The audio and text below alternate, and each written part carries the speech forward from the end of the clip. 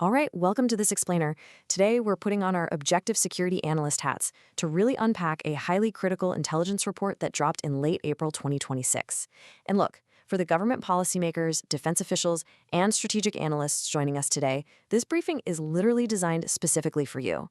You know that for decades, the strategic calculus in this region has been this delicate, incredibly volatile balancing act. But the intelligence we're going to review today, it points to a potential paradigm shift in how the U.S. is approaching this enduring flashpoint. We're looking at a rapidly evolving environment regarding U.S. military options toward Iran. We're going to dig into not just what the options actually are, but the profound implications these strategies hold for the region, and how these kinetic choices might irrevocably shift long-standing diplomatic alliances.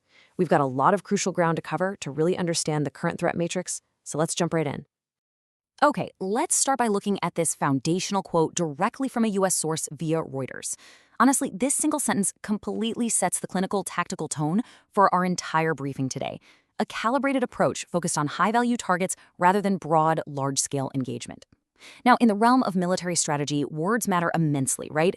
The word calibrated implies a precision instrument, not a blunt tool. It tells us that the strategic focus has dramatically narrowed. The priority is now specific high-impact outcomes over those sweeping, highly unpredictable campaigns. And we have to ask ourselves why large-scale engagement is falling out of favor. Well, broad campaigns carry immense risks of economic and political exhaustion. And that's not just for the US, but for the entire global supply chain. So a calibrated strategy basically attempts to mitigate that exhaustion. It aims to deliver targeted, kinetic messages while completely avoiding the quagmire of a prolonged, wide-area conflict. And we have to ask ourselves why large-scale engagement is falling out of favor.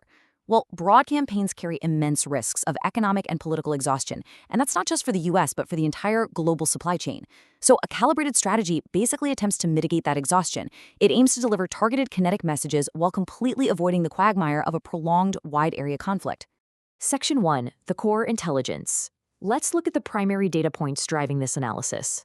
We're going to begin by examining this core piece of intelligence published on April 29, 2026, by the Sana Files Observatory.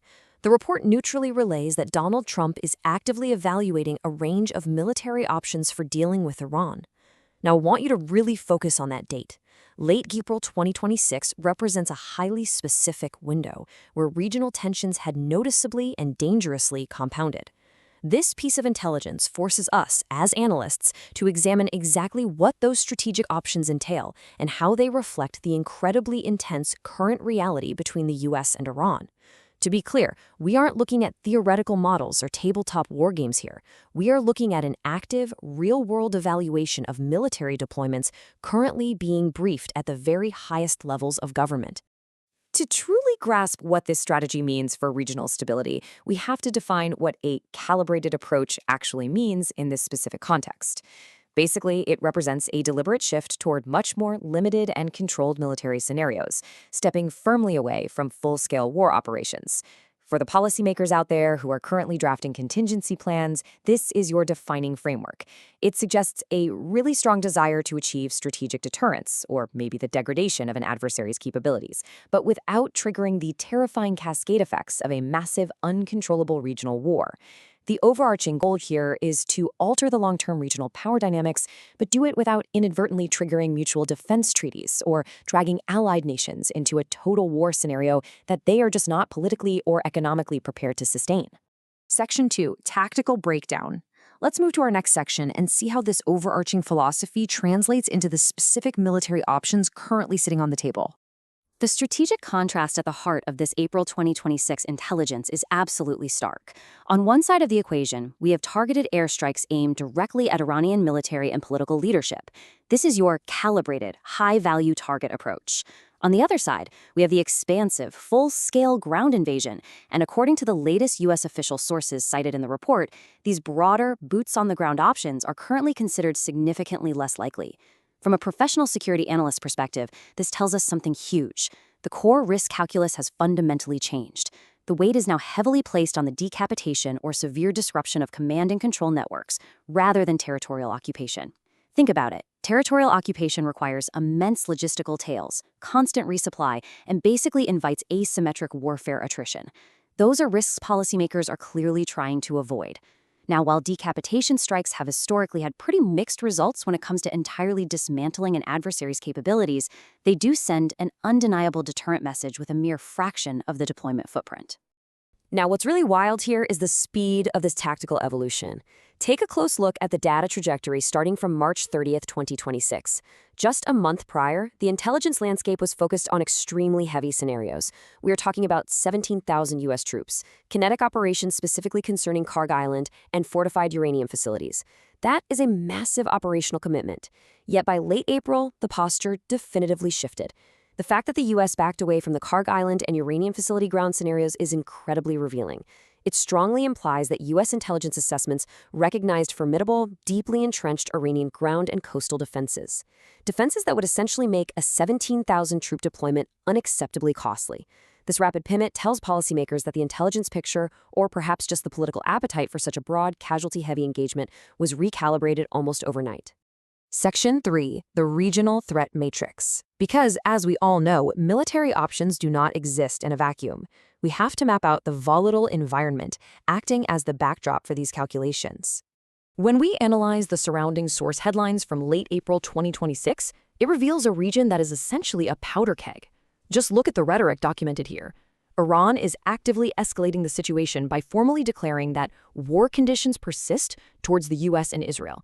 Simultaneously, we have definitive reports indicating that Israel is openly signaling 2026 as a year of war across all fronts.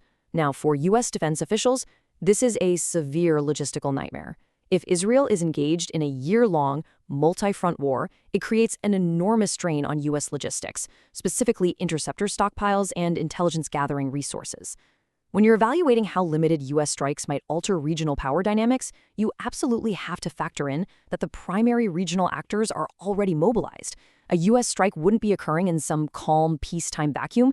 It would literally be dropping into an actively burning theater. So the crucial takeaway here is that this region is a highly active, constantly adapting threat environment. The intelligence briefings highlight a really interesting phenomenon termed the crane truce. This was a period where Iran reportedly exploited a ceasefire specifically to rebuild war damage and fortify their positions. Add to this the reports that Hezbollah's explosive drones have genuinely shocked the Israeli military. This is a vital point for us as analysts. The speed of adversary adaptation is just staggering. Hezbollah managed to retrofit and deploy sophisticated, evasive drone technology in a matter of weeks, completely bypassing established air defenses. For a policymaker who is considering a calibrated strike, the paramount danger is that even a highly limited action could trip a wire in an environment where adversaries aren't just sitting around waiting, they are actively rebuilding and deploying surprisingly advanced, asymmetric tactical capabilities. Section 4. Shifts in the Gulf. Beyond the direct military threats, an objective analysis requires us to impartially examine the massive economic and diplomatic shifts happening at the exact same time. The contextual reporting from April 30th highlights a massive diplomatic fracture that threatens to fundamentally alter the regional balance of power. The United Arab Emirates making the decision to withdraw from OPEC is monumental.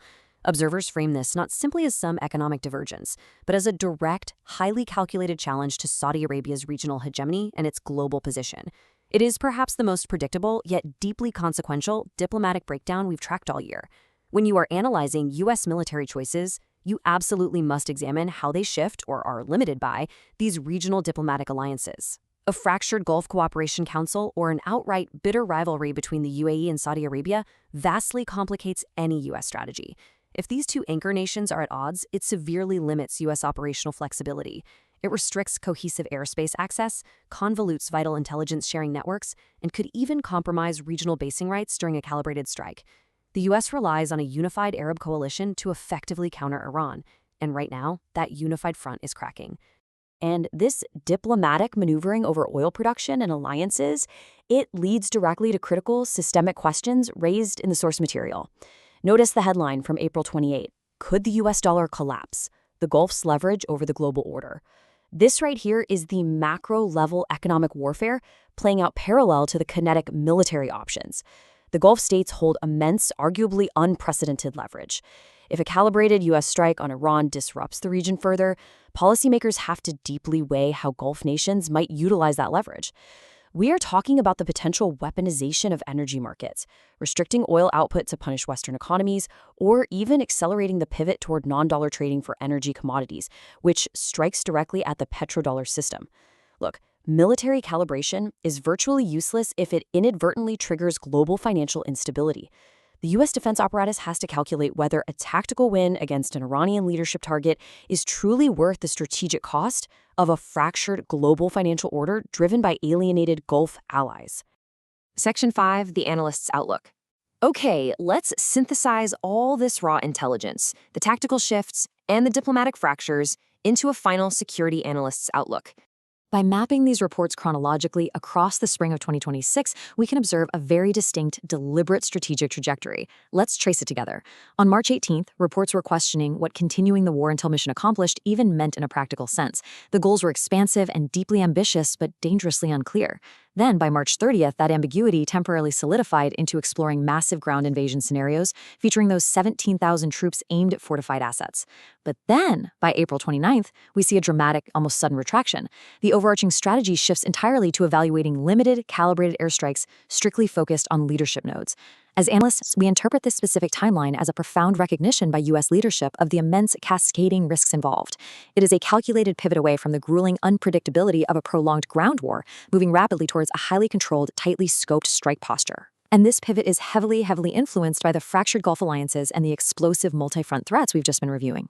So I'm going to leave you, our policymakers and defense analysts, with this final critical thought to ponder as you review your strategic briefings. In a region where Israel is openly signaling a multi-front year of war and Iran is aggressively declaring persistent war conditions, what is the true utility of a calibrated approach? Will a limited military strike on high-value targets actually successfully alter the long-term power dynamics and establish deterrence? Or, in an environment this fractured, heavily armed, and extraordinarily reactive, will even the most carefully calibrated airstrike simply ignite the very powder keg it was precisely designed to avoid? For those of you actively drafting the policy, the mandate is clear. The margin for error has literally never been thinner. Thank you for joining me for this explainer. Keep analyzing the data and stay focused.